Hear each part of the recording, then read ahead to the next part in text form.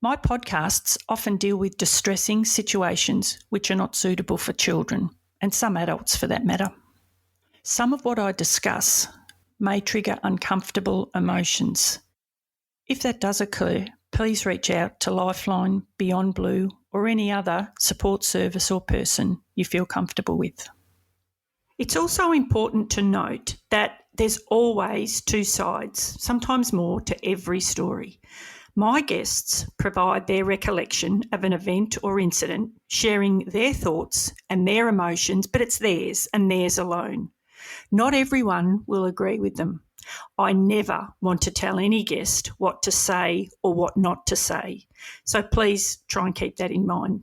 Today's podcast is my guest's version of events, and there'll always be others who see it differently.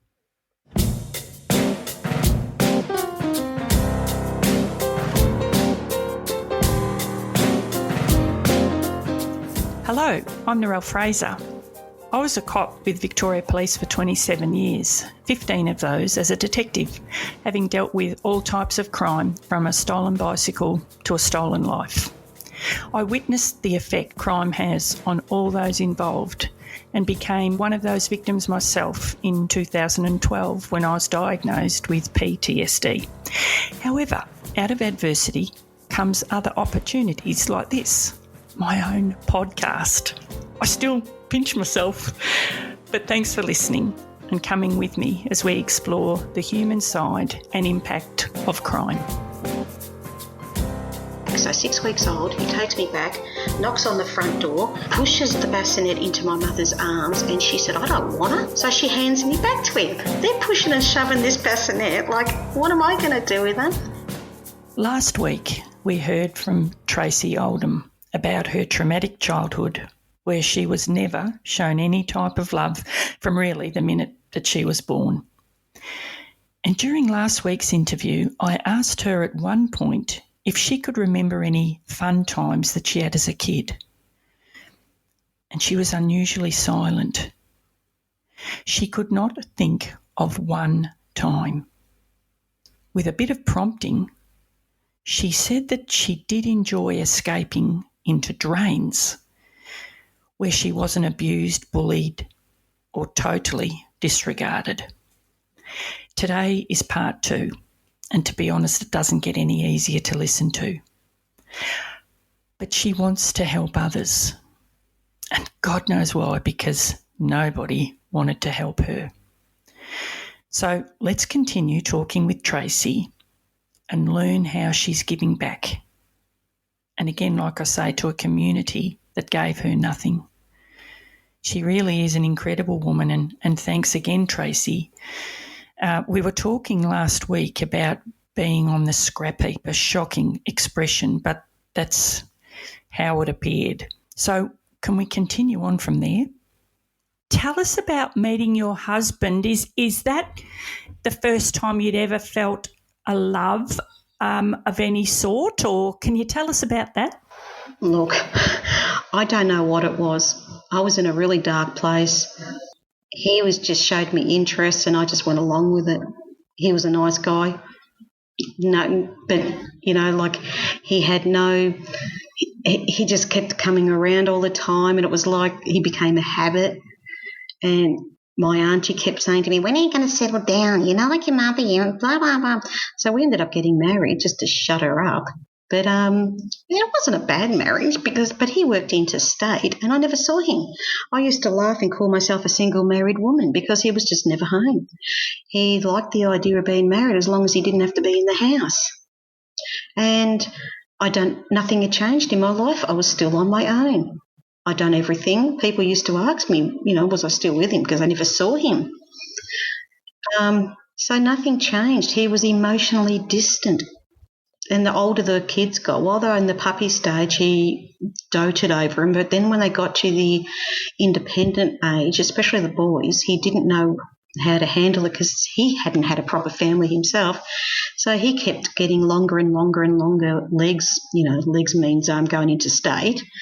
And it got to this, he'd take on extra jobs and he'd be gone for weeks at a time. And I thought, oh, my God. So one day he just the kids got to be teenagers, and he just decided he went to work one day, and it was the day we shifted house. I was in the process of actually moving the furniture, and my son come in with a horrified look on his face. I said, "What's wrong?" He goes, "Dad's not coming home." I said, "Why, has he got another job?" "No, he's not coming home. He's sick of being a married man." Oh, next thing I find out he's with a woman with kids of her own. I thought, and then that's when it really got hard. Oh my God, I lost everything. I'd saved my whole life to buy a house.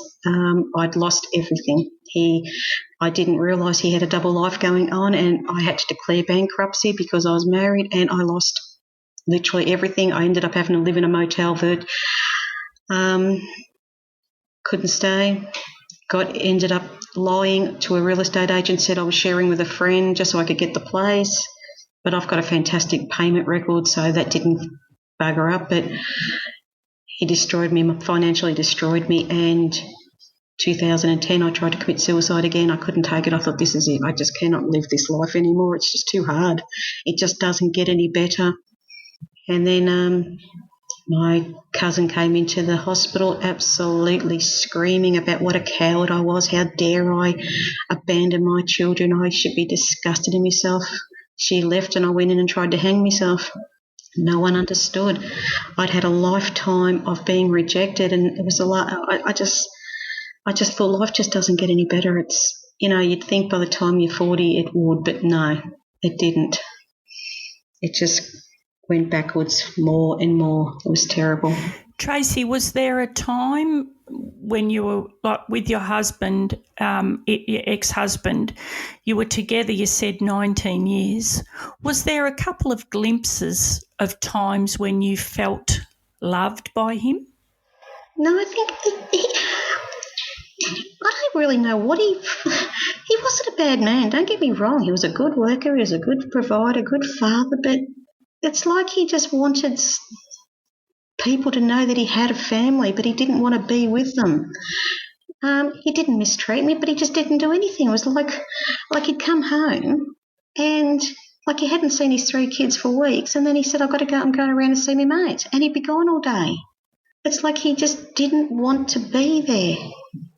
And when he left, I thought, well, why did you leave? You weren't even here, you fool. So it's not that it was the most bizarre thing. It was just emotionally detached. And sometimes that's worse, because they're just indifferent whether you're there or not. And then I became disabled, and that really he didn't like my disability. He hated it. That was starting to really crowd him. Tell me about that. Well, obviously when you're disabled, you're fatigued a lot. In 1997, I had my daughter. 6 months later, I became paralysed, and they thought I had a tumour on my spine, but it worked out that I had MS. And as the time went on, well, obviously I was just getting less and less active, because I went from doing endurance bike riding and endurance horse riding to literally just doing nothing other than, I was on every committee at school, but my active life had died. And every time he'd want to do something, well, it was always ridiculous things that he knew I couldn't do. And like I kept saying to him, you do realise we're not 20 anymore, don't you? And it was like he was going through some midlife crisis, that he wanted to be a youth again, and he kept telling me he was sick of being lumbered with, a vegetable. So, and I said, well, you know where the door is, fuck off. And he did. Oh, you did tell him. I've always had this thing, don't stay where you're not wanted, and don't make me feel bad for what I am. If you don't like it, the door's always open. Yeah, yeah. I didn't ring and carry on like some pathetic women going, oh, my God, come back to me. No, you don't want me, simple. Don't come. That's it. I didn't make a big issue about it. Why he went about it was wrong. It was absolutely despicable what he'd done to me. That was to justify his guilt. But that's history now. Another one of my chapters. You got a few chapters in that life, Tracy, I've got to say. Goodness me. I'm going to have to write a trilogy because I can't fit it all in. I've told you nothing, absolutely nothing. It's going back to what you said about the scrap heap. People don't realise, when I spoke to a few people about what is a forgotten Australian, and they actually just don't know. And when I told them, they go, "Oh well, at least they had somewhere to stay." Like I just, dismiss it, sort of. Yeah. are you kidding? Did you just say that? I said, "What sort of background do you come from? What was your life like?" And they tell you, and I went, "Right." And you've got the audacity to comment. I mean, Yeah, you're right. they don't realise it's hard enough growing in that sort of environment, but not every child is told that they know they were unwanted. Kids just get shunted through the system. I mean, they know that they don't live with their family, but that's about all they do know.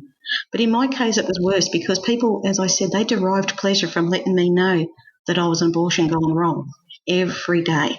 Now, you grow up with that, that gives you a very, very twisted idea of what you're like. You think there's something wrong with you. There must have been. She tried to kill me. She kept all the other kids and got rid of me. And this is what I'd be told every day because I was rubbish. It's a terrible thing to grow up knowing that you were that discarded. You were so unimportant in someone's life that they could literally just discard you, a human being, and not even care. They're not a human being, Tracy. Anybody that treats anybody, let alone a child, like that is not a human being. Well, I've always tried to, Carol always says I could justify the devil. I just always see the good in people. There's always got to be a reason people do things. But when I look at my life, I actually can't justify it. They were just very, very broken, damaged people in their own lives, and they took it out on me. Now, when I was 2 weeks old, my mother gave me away, as I said. 4 weeks my uncle had me, and he took me back. So 6 weeks old, he takes me back, knocks on the front door, pushes the bassinet into my mother's arms, and she said, "I don't want her." So she hands me back to him. They're pushing and shoving this bassinet. Like, what am I going to do with her? Finally, my uncle walks off in the huff. They're arguing all the way up the driveway. She grabs me and puts me in the car. He takes me out of the car and puts me on the bloody front lawn. Well, she left me there. So he drives off. Tracy, stop laughing. Like, seriously, you could not make this up. It is so inconceivable. Oh my God, I don't know where to go. I mean, they with couldn't understand. They took me to the hospital that night. I've only got a soaking wet nappy. My nose is so clogged with snot, green snot, that I couldn't breathe. I'm nearly dying of pneumonia. And they turned around and said, "Why is she in this condition?" And then everyone started the blame game. Nobody would. They don't know. Oh, she's always sick. So it was my fault. They turned it back on me. But there was a bright time in your life. There's been a couple of bright times in your life, your 3 kids, but also tell me about your brother, when you reconnected with your brother. 2012, I decided to search for my siblings on Facebook. I found a few of them. What I didn't mention was in 1996, I was reading the newspaper and I happened to notice that one of my brothers had died. No one thought to tell me. When I went to ask my mother, "Why didn't you tell me?" She goes, "Well, it's got nothing to do with you. He was only a half brother." Oh, okay. Thanks. I met my brother in 2012. Contacted him through Facebook. He didn't really talk for a while. Found my sister, who emailed me back and messaged me back and said, "I don't know you. Don't even bother contacting me." My nephew said, "Fuck off, you're not my family." It went well. My biological sister turned around, just outright ignored me. So only Paul was the only one. And it was through him that I've at least been able to put a little bit of the puzzles into my life. It's been good because before that I just had a lot of bitter people with hearsay. He actually told me some nice stories that made me feel that at one stage at least he cared about me that I didn't even know. I mean, I've had a missing fingertip my whole life, and my auntie told me it was because my mother cut it off in the pram. Well, I met my brother Paul in 2017, and we had quite a few bottles of wine, and he grabs my hand and he gently holds it, and he had the most saddest look on his face. He goes, Tracy, I need to tell you something. I thought, oh, God, what?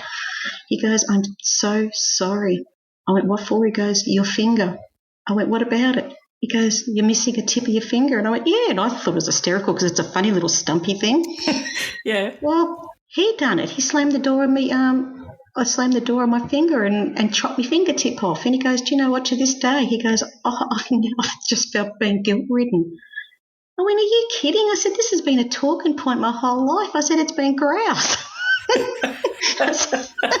You were important because you had a missing tip of a finger. Yes. Oh, my God. Because I was the class clown, so that would always be my show point, But, I mean, it's amazing what disturbs people. And he cut all my curls off, apparently. So that gave me a human side to that I actually did have somebody, which probably seemed ridiculous. You've actually got a very clever, quick, a great sense of humour. Where does that come from? My father was a fruitcake. My father had a shocking sense. I didn't say you're a fruitcake. I said he did. He had I do. I get it from my father. He had a very wicked sense of humour. But they say that the clowns are the saddest, and I don't know why, I've always, even it's when I was being at my worst abuse, everyone used to call me Smiley. I always smiled. Now, how's that for bizarre? And when I got to high school, I was like the class clown you wouldn't believe. I was the epitome of a class clown.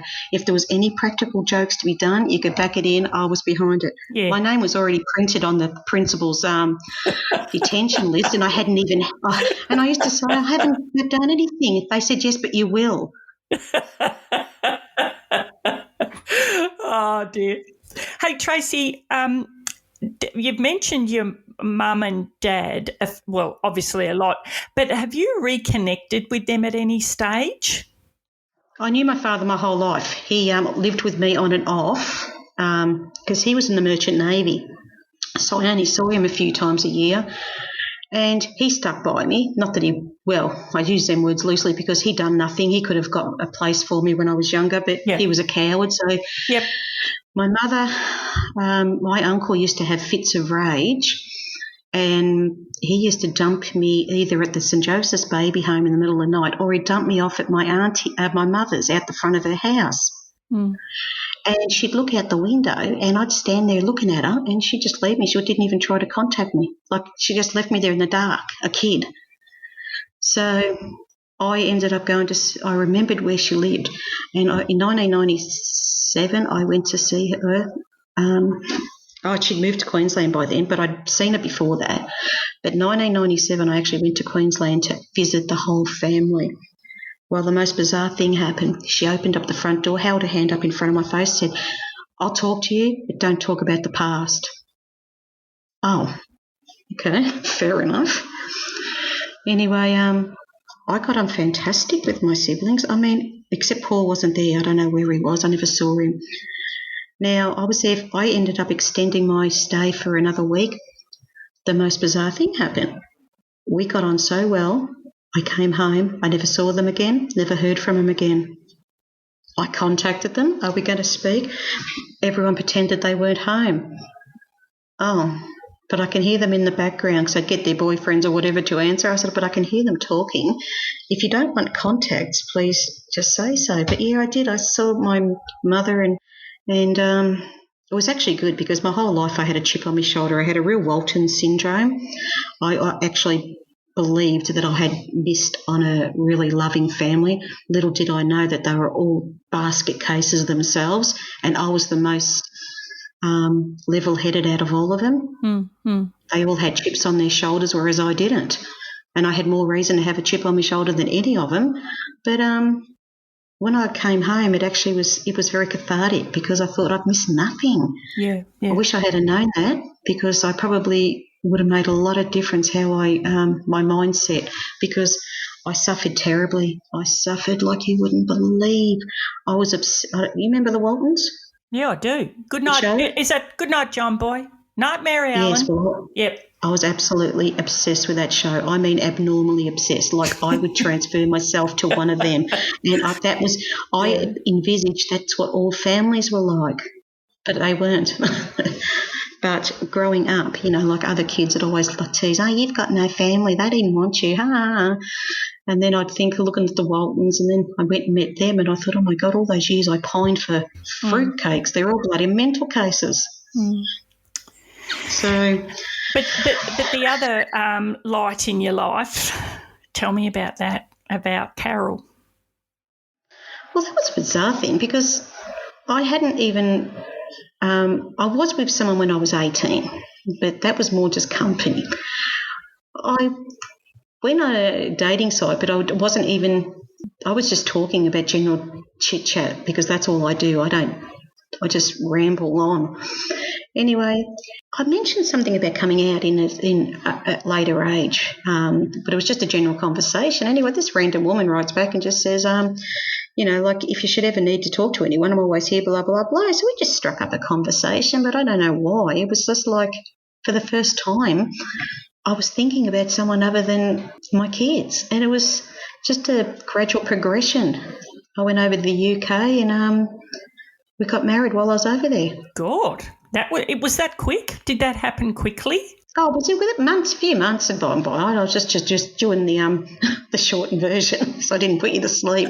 But my kids, before I left, I said to my kids, because I wouldn't tell them. And Carol said, have you told your kids? No, not yet. If you don't tell them, I will. I said, I'm going to. Stop pressuring me. Well, I still hadn't.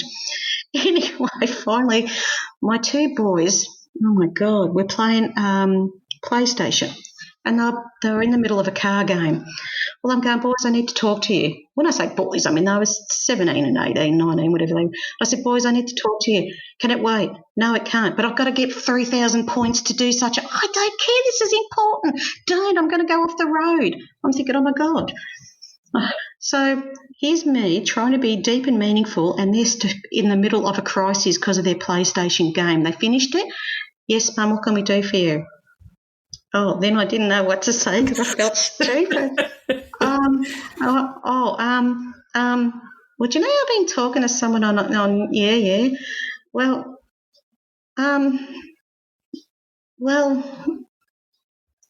can you hurry up? My game's running out. So yeah, it was. I told them, and they turned around to me and go, "We don't care, Mum, as long as you're happy." Oh, how lovely. They didn't care less, and they've embraced her from the day they met her. Yeah. Never, ever queried the fact that she's a female because really I am still the same person. I don't walk around with bother boots and shaved head. I am woman. Yeah. I'm just the same person. Yeah. And that's made the difference too because we're both just normal people who go about our business, pay our bills. My life's a bit strange for her to understand because she's never experienced or even known anyone to go through this. So that took a lot of adjusting and a lot of anger. Like she just wanted to murder everyone that was involved.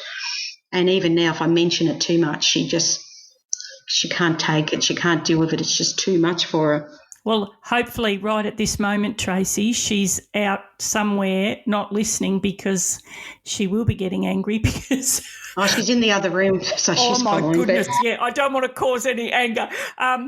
No, she knows what it's about, and she knows what I do. So the thing is, it's not that she doesn't talk about it. It kills her. She can't stand it, and she feels powerless. I cannot. I can imagine you would feel powerless. Yeah. Well, I'll show you the difference. Whereas my ex-husband went to work for the guy that used to rape me, and I said to him, "You pig! You do realise he used to rape me when I was 7? Yeah, but I need a job." I said, "You're a fucking arsehole." I said, "You're an absolute arsehole."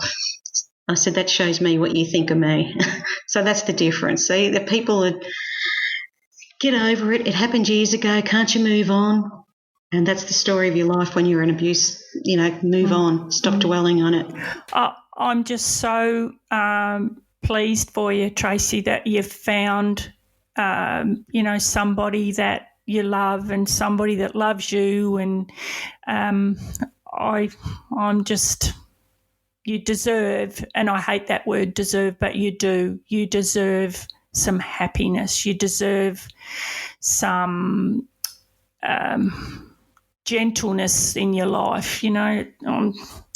Hey, Tracy, we might have to Wrap it up. start wine. Yeah, we might. So can you just tell me, there's a couple of things I want to speak about before we wrap it up. There was a little bit about Speak Up and Just for Causes, but the main one is you've become a self-publisher of your autobiography. So first of all, tell us, I just love the book, the name of the book. So can you tell us the name of the book and where people can order a copy? Okay, it's called My Shitty Life.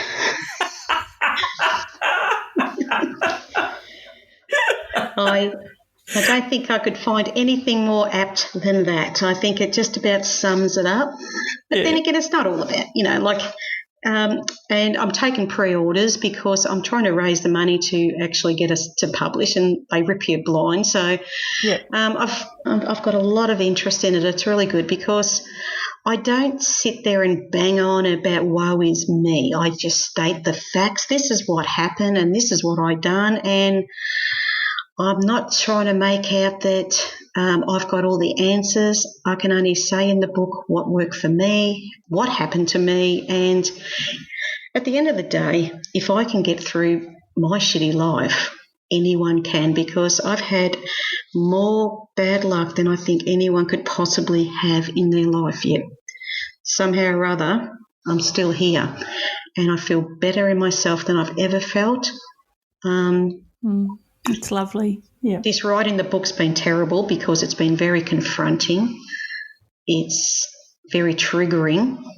But they say if you can't talk about a topic, you know you're not healed. Well, I'm talking about things now that it's taken me 59 years to do. So, and the thing is, as I've said to people, healing and recovery isn't an overnight thing. It won't happen today, it won't happen tomorrow, but eventually it will happen. And people just have to hang on to that thought. And they've got to get better for themselves, not for other people. It's true. So many people are guilted because they're told, look how you're making me feel. You're making me feel depressed. Oh, don't you understand? You're so miserable. But they stop to think that if you were making them miserable, how the hell are they feeling? You're right. Yep. I tell you what, Tracy, I could never call you miserable. In fact, you've got every right to feel miserable. But my goodness. Shit happens. That was going to be the other title, Shit Happens, but I thought, no, My Shitty Life was better. I actually like My Shitty Life. But as you said, Carol's great because, I mean, like she got a bit shirty today because I tend to get into my head when I'm writing. It's like, don't spank to me, don't look at me. And sometimes I forget, like she may actually want to have a conversation every now and then. So I've got to sort of back off with that a bit. But because I'm editing it at the moment, and each time I edit, it's very time consuming, and you find that I might add something else. So, and it's just about to go to the publisher. So, oh, that's so exciting! And just a little word of advice: you embrace the fact that you have somebody at home, and I'm sure you do. I do. Embrace the fact that Carol wants to talk to you, because I just think how lucky and fortunate you both are to find one another and to have one another. So you put that book down and you talk to Carol. Hey, listen, I just want to ask you two more things about Speak Up and Just for Causes. Do you want to give them a bit of a plug, and then we'll have to wrap it up? Yeah, sure. Quickly, Just for Causes is it's a group I founded. It's a charitable group, actually, because, as I've said, I know firsthand what it was to have to live hand to mouth with charity, especially with my children after numbnuts left. So I decided to give back to the community, and I founded this Didn't know what to call. I called it Just for Causes because that's what it is. It is just for causes. So each year we nominate a cause. We will do a fundraiser. Beyond Blue was the last one, and we donate 100% of the profits to whatever cause we do. It's only my son, myself, and my daughter that help. We get a couple of friends that help, but as a rule, we just do it ourselves and love every minute of it. At the moment, because of COVID, we can't really do a lot because it's a bit up in the air and with numbers. But everyone knows we've got a great following. The next thing I'm going to do is Domestic Violence Expo, and I'd like to do one on child abuse. So the next thing I'm going to do is the Speak Up All Survivors Matter. It's got, it's just for every issue, every daily issue, every mental health issue. It covers every possible conceivable thing that a human being could go through. It's got a huge following. It's great. I mean, I'm on Twitter, I'm on Instagram, and I've got a wonderful following because I am so versatile, so broad. I don't try to pigeonhole things. People got issues. What I'll do is each morning I'll have a look to see what people are sort of talking about, and you always seem to get a general idea of what sort of mood people are in. So I'll post things about that topic that day. And you've got no idea the messages I get. It's lovely just to say, well, thank you so much. I feel better now. I was feeling like I wanted to suicide, and now I feel, and just that couple of words just makes it all worthwhile. Yeah, that's so true. And so how do people, let's go with the Just for Causes first. Have you got it's just with the number 4, causes. It's one word, Just for Causes. You can Google it. It comes up. Okay. I mean, my face is, I mean, I've got it. I might as well have a most wanted because I've got people only have to type my name in, and bloody hell, I didn't realise so much comes up. No, that's great. Okay. And is that the same for Speak Up? Yeah, just Speak Up. All Survivors Matter, and that will come up as well. They're, as I said, I'm on Twitter, I'm on Instagram, I'm on LinkedIn, so believe me, you'll find it one way or another. And as for my book, as I said, you can email me and I can send you the details if you'd like to pre-order. That'll go towards too as well. I would really like to do a workshop for abuse survivors. And I'm hopefully by the time this book gets to being published, just before it's published, I'd like to say that one of the members of the Victorian government will actually listen and do something instead of making false promises. And they will make voluntary placement survivors recognised as care leavers. Well, Tracy, thank you so much for just your openness, your honesty, and I just love your attitude. I don't know how you've got that attitude, mind you, but you obviously have a strength, an inner strength that I don't know where you've got it from, but boy, you've got it in bucket loads. So, Tracy, thank you for everything. Good luck with your book. I just love it, My Shitty Life. And good luck with Speak Up and Just for Causes. I appreciate that. Thank you. The fact that you're putting so much back into the community when really you could be excused for thinking, pardon me, fuck the community. I just think, I don't know how you do it. Anyway, look, have good luck with everything, Tracy, and again, thank you so much for... Well, look, I really appreciate that you giving me the opportunity to come on. It was very, very thoughtful of you. Thank you. The least I could do. All right, good luck with everything, Tracy, and thanks again. Okay. See you, mate. Bye-bye. Bye.